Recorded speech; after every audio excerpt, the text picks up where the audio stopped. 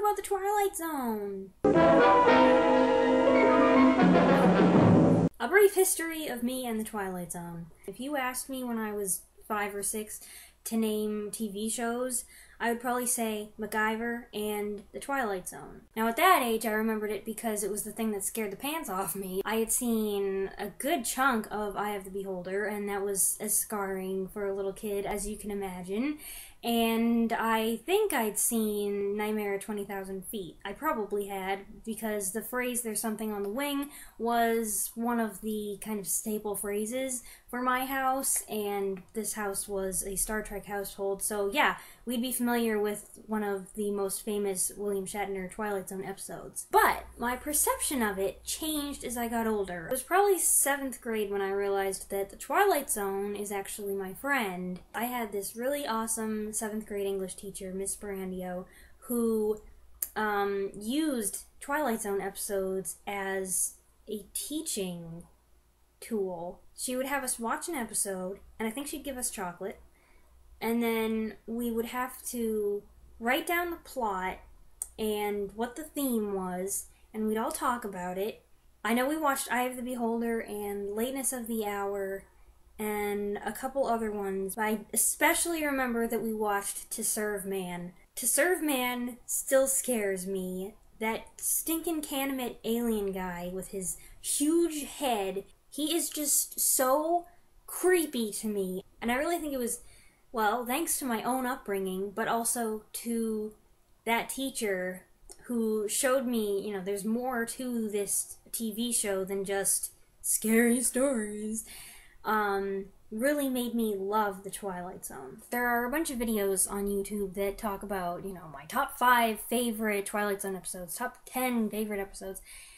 That's really hard for me. Can I just talk about the Twilight Zone in general instead? 5 reasons why I love the Twilight Zone? Can I do that? Okay, first, Rod Serling.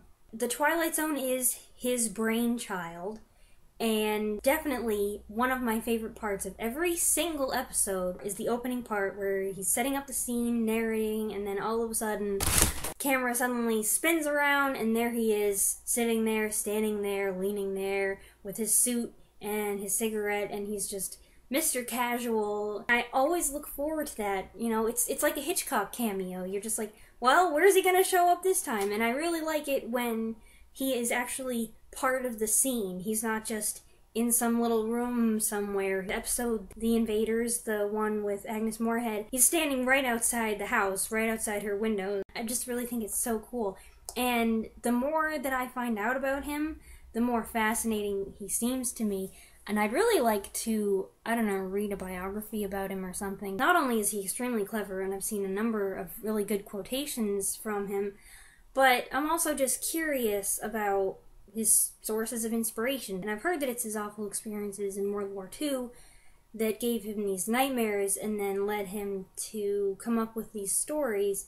And I would just like to know more about that. Another reason why I love the Twilight Zone is just its classic status. It's old television, and it's giving you a little capsule of a time gone past, you know, where men still wore suits and hats to work. This brief look at 1950s, 60s America with these people who, generally speaking, are very normal people, except they're in extremely abnormal circumstances. And it's been so well preserved over time and so well broadcast with all these marathons. I mean, Sci-Fi has the 2 marathons every year. More and more people are exposed to it, and I don't think it'll ever go away. And in that vein, I love the actors. There are some really famous people who did what, I don't know, maybe they considered it a step down for their career, but they have gained something in longevity. And watching them in this setting kind of,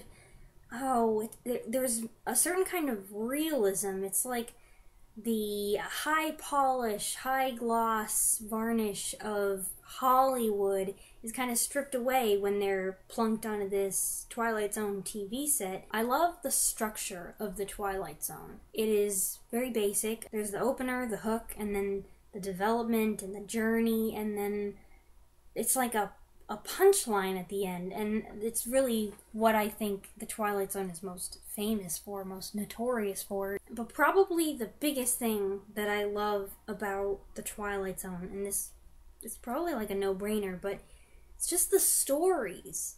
Yes, there are the ones that are scary, and they are the most famous ones, and a lot of my favorites are the scary ones, but they're not just scary stories. A lot of them are morality tales, or they just ask a simple question of, what if?